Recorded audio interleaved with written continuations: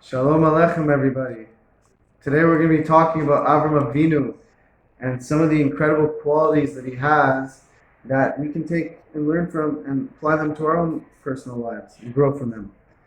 So, first off, this is actually based on a Sikha from the Rebbe, and the Sikha starts off by saying that Avram Avinu's main goal was to publicize Hashem's presence to the world, to make the world aware that there's a God, there's a creator, and he's involved in every aspect of our lives, and we need to make an effort to have a relationship with him.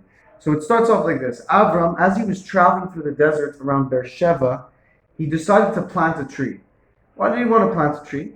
Because he was worried for the travelers coming by later on. He wanted them to have some shade, because he knows how hot it gets in the summer, and these people would be traveling for hours, and they'd be very thirsty, and they'd be in the beating sun.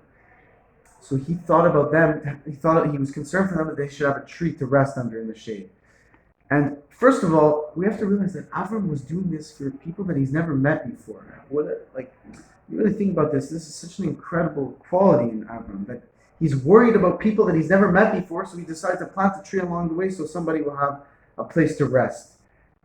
And then later on, he took this tree and he founded an inn, like a hostel, an inn, a home, a hotel, so to speak, for the people passing by.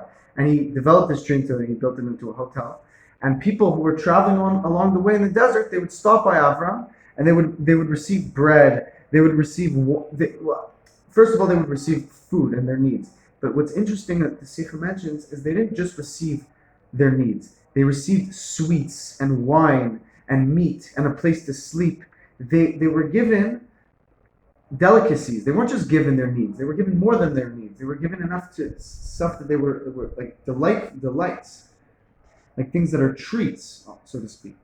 And then, not only that, Avram Avinu didn't stop there. He opened a yeshiva within his hotel. He taught a lot of students, and the top students became teachers of their own, and they would teach the passerbys, and they would answer all the questions of the people who would stop by the inn.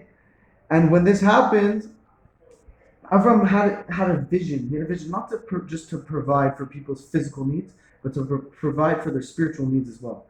And this is something that really demonstrates the qualities in Avram Avinu. He was a wealthy man, but he used his wealth for pure holiness. He served Hashem. His whole mission was to make the world aware of God.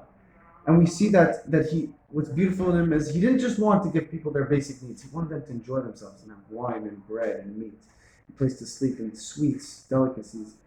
And the Rebbe adds that we have to apply this to our daily lives by giving tzedakah, by being there for our fellow Jew and for our fellow Noahide, to be there for them, to help. We should all together publicize God into the world. And with this, we'll bring Mashiach.